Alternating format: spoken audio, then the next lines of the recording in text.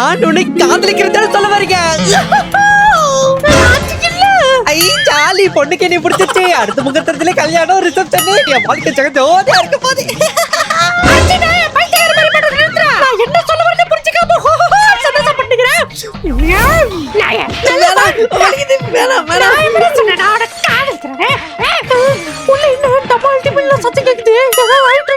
Robot உள்ள வேலையை ஆரம்பிச்சுட்டா நம்ம வேலையை இப்ப ஸ்டார்ட் பண்ணுவோம்.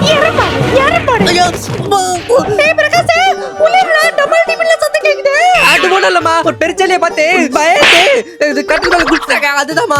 அப்படியா? சரி சரி. என்னத்துக்கு போய் ஸ்டடி டேபிள் எடுக்கிறா? பேசும்போது பேச மாட்டேன் பேசவே மாட்டேன். என்ன பின்னால இருந்து யாரோ சொடுக்க போற சத்தம் கேக்குது. என்ன யாருன்னு தெரியுதா? குமாரன் நீயா?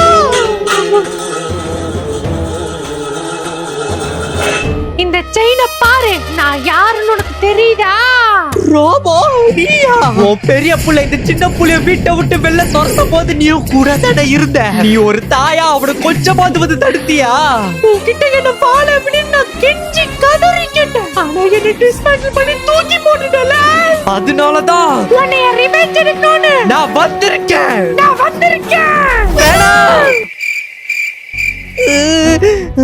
என்ன அடிக்கவே இல்ல? அடிக்க வந்தா ஏன் அடிக்காம இருக்கா?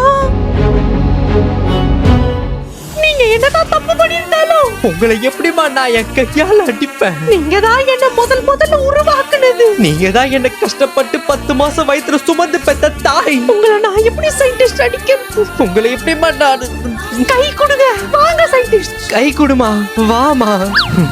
தம்பி அண்ணா எல்லாரும் குடும்பமா மறுபடியும் ஒற்றுமை ஆயிட்டோம். அப்ப ஃபேமிலி சாங்க போற்ற வேண்டியதான். வீட்டில் எல்லா நாளும் கார்த்திகை, எங்கள் நிலவில் எல்லோரும் இல்லை தேய்திரை. ஏய் ரோபோ, நம்ம நல்லவங்க நம்பிட்டாங்க. நம்மளோட உண்மையான முகத்தை அவங்க கிட்ட காட்டுவோமா? இப்படி சாந்தமா சீரிஸ் முடிஞ்சா எப்படி? இதோட ஆல்டர்னேட்டிவ் கிளைமாக்ஸ் ஒன்னு இருக்கு. அது உங்களுக்கு பார்க்கணுமா? இந்த வீடியோக்கு லைக் போட்டு நம்ம சேனலை சப்ஸ்கிரைப் பண்ணிட்டு கமெண்ட் பண்ணுங்க. அந்த ஆல்டர்னேட்டிவ் கிளைமாக்ஸ் கூடிய சீக்கிரத்துல வந்துரும்.